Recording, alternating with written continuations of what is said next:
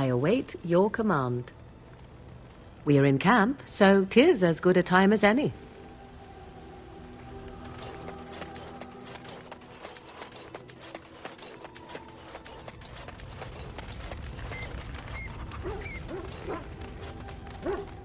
I was just thinking about what happened to the elves, and I'm reminded of a song sung to me many years ago. It was when my mother died, and this wise elven woman comforted me and told me that we shouldn't fear death or hate it. Death is just another beginning. One day, we must all shed our earthly bodies to allow our spirits to fly free.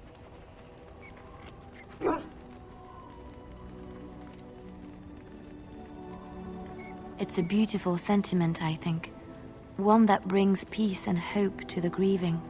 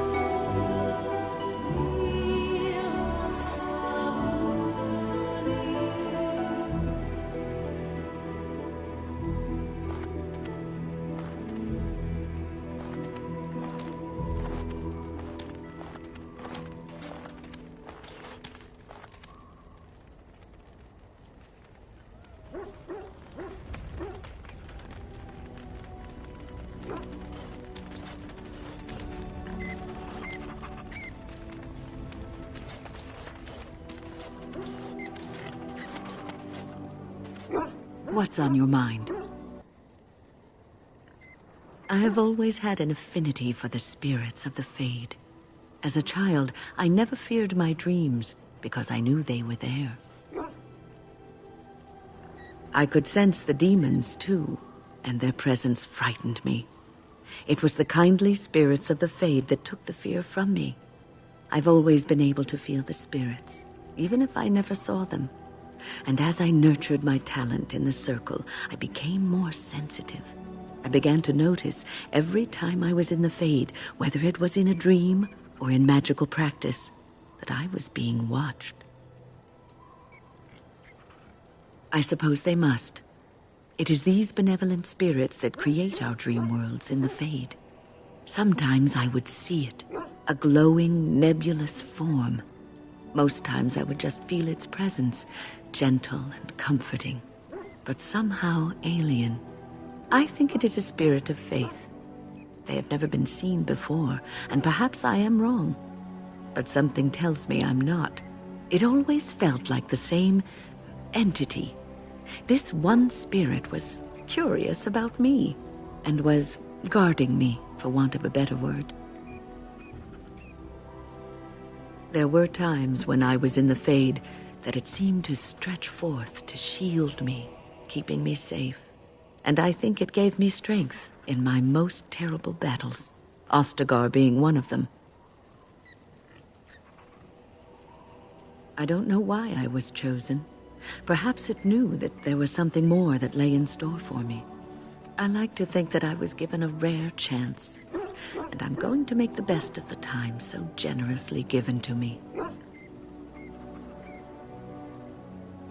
I will not lie motionless in a bed with coverlets up to my chin, waiting for death to claim me. That is not the death for me.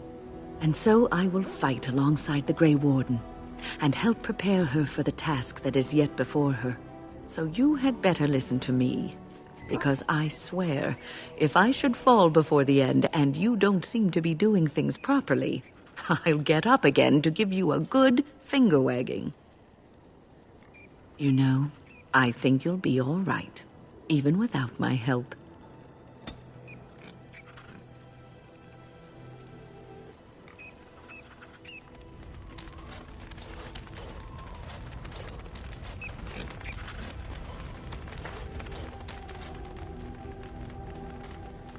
Well, aren't you sweet and attentive? Of course. Of course I do. I love stories far too much to keep them to myself. Everyone should be able to benefit from them, I think. Of course, Orlesians enjoy telling stories. I shall tell you my favorite tale of Aveline, the Knight of Olay. A long time ago, a girl child was born to a farmer. He had hoped for a son, not a daughter, and so he told his wife to abandon the child in the woods. Before the cold could claim her, the baby was found by a tribe of Dalish elves who took pity on the poor mewling thing and raised her as their own. Aveline, for that is what they called her, grew strong and quick and clever under the guidance of the elves. She learned to wield the sword as well as any man, could kill a deer with an arrow at 100 paces, and was as graceful on the back of a horse as she was on foot. Aveline's Dalish guardians saw that she could easily best any Orlesian chevalier in battle, and wanted to show the cruel humans the child they had left to die. They bestowed upon her a fine horse and armor, and sent her to prove herself to her people in the grand tourney. Now in those days, no woman was allowed to take up arms, let alone compete in the grand tourney, but Aveline kept her helmet on and was not discovered. Aveline won many events and gained the approval of the adoring crowd. Eventually, she came face to face with the knight Kaleva in the grand melee. Aveline had already bested him in the joust, and Kaleva was determined not to lose a second time. Out of desperation to regain his honor, Kaleva tripped Aveline and tossed her to the ground, ripping off her helmet as he did so. Silence fell upon the arena as Aveline was revealed. Kaleva declared the previous competitions invalid. A woman had taken part, and this was not allowed. But the crowd cheered for Aveline. Kaleva was furious, for he had lost to a woman and was now being shamed. Blinded by his rage, he forced Aveline to her knees. "Know your place, woman," cried he, and slit her throat. The son of the king, Prince Freyan, was present. He recognized Aveline's skill and bravery and began to see the injustice done to the women in his land. When he was made king, he rewrote the laws of Olay so that women could also become chevalier. He honored Aveline and knighted her after her death. And to this day, any female who is knighted reveres Aveline the Brave, for she is the patron of all women chevalier. I know one, told to me by my mother a long time ago. It always chilled me to the bone. Maybe you have heard of Flemeth?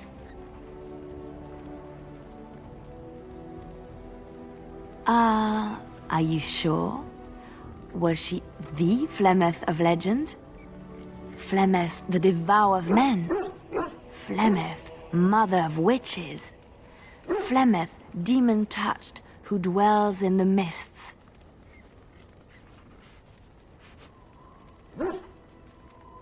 Ferelden mothers scare their daughters with talk of Flemeth. They say that if you're bad, Flemeth will spirit you away and bind you to her forever. They also say that Flemeth mourns her lost beauty and will steal yours through your looking glass if she catches you.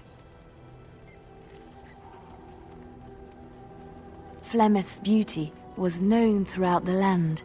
She had hair like unto a moonless night, skin as pale as winter's first snow, and eyes as beautiful and perilous as the sea. When she came of age, she came to the attention of the Lord of Highever, Conobar, and he took her for his wife. Conobar soon learned that his young bride had the gift of magic. He kept this a secret, for he feared that she would be taken from him. Flemeth stayed with Conobar for some years, and with his blessing, she practiced her art. And then one day, a young poet named Osen came to the castle. Flemeth was captivated by Osen's voice, and he by her beauty, and they fell in love. Flemeth longed to be with her true love, and she and Osen fled from Conobar's lands, seeking refuge in the Kokari wilds with the Chasing tribes. They lived there happily for many a year, till the day Flemeth received news that Conobar was dying and longed to see her face one last time. Flemeth's heart swelled with pity for the man who once was her husband, and begged Osen to return to Conobar's side with her. But when Flemeth and Osen entered Highever, they were captured by Conobar's men, and Osen was slain in front of Flemeth's eyes. Flemeth was imprisoned in the highest tower of the castle, there to await Conobar's judgment on her. Distraught at the loss of her love, Flemeth plotted revenge against her husband.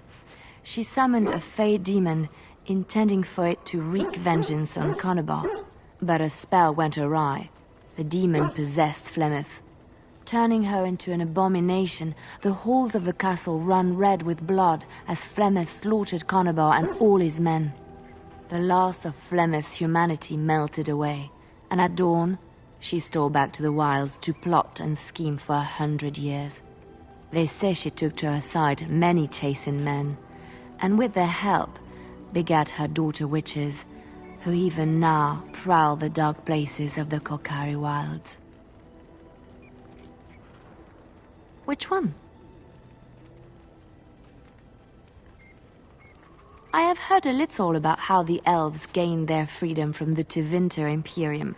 When Andraste began her exalted march against the Imperium, the elves joined her cause to fight their masters. The great elven leader, Shatan, born in captivity, rose up to lead his people. He foresaw a future where the elves were free. Shatan was killed when Andraste was betrayed, but the elves continued to fight, eventually breaking free of the Imperium. The elves claimed the Dales in the south and settled there in the land of their own. The elves lived in the Dales for centuries. They resurrected the worship of the elven gods and would allow the building of no chantry. This angered the chantry, and the hostility between the two factions finally broke out in open war. The chantry says the elves struck first, but I do not know whether to believe it. The chantry declared a wholly exalted march against the elves, named for Andraste's similar march against Tevinter. During the exalted march of the Dales, the elven cities were sacked, and the elven state completely dissolved. Some of the elves bitterly accepted their fates and surrendered to human rule, living in the human cities as second-class citizens. But others, still fiercely proud of their heritage, refused to bow to the humans, and instead became homeless wanderers. They were the elves of the Dales, the Dalish.